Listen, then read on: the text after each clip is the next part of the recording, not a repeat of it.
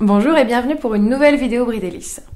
Aujourd'hui, je vous propose de réaliser un plat très facile tout en étant sain et super bon.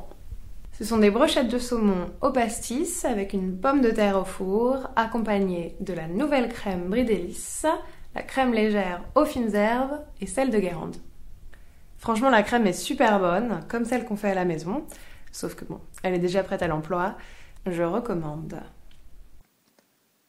Vous avez donc besoin pour 4 personnes de 500 g de pavés de saumon, 4 belles pommes de terre, un oignon rouge, 4 cuillères à soupe de sauce soja, 2 cuillères à soupe de pastis, 2 cuillères à soupe d'huile d'olive, 1 cuillère à soupe de rhum, 1 cuillère à café de miel et un pot de crème aux fines herbes et sel de Guérande Brie Délices.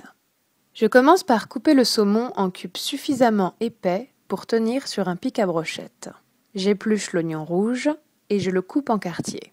Puis, je prends un saladier et j'y verse la sauce soja, l'huile d'olive, le pastis, le rhum et le miel. Je poivre et je mélange jusqu'à homogénéité.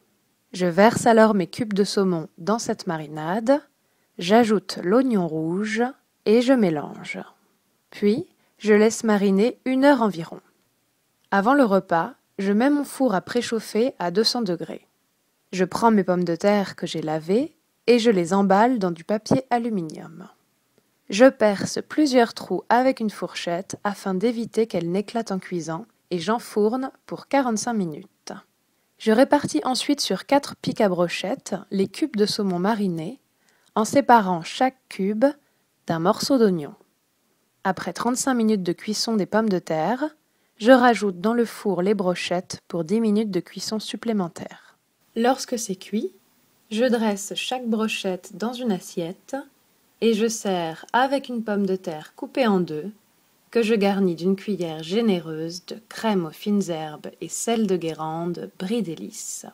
Moi j'ai choisi de l'utiliser nature car je la trouve déjà excellente ainsi avec la pomme de terre. Mais vous pouvez tout à fait lui ajouter de la moutarde, des condiments ou des épices par exemple, selon vos goûts et vos envies. Régalez-vous!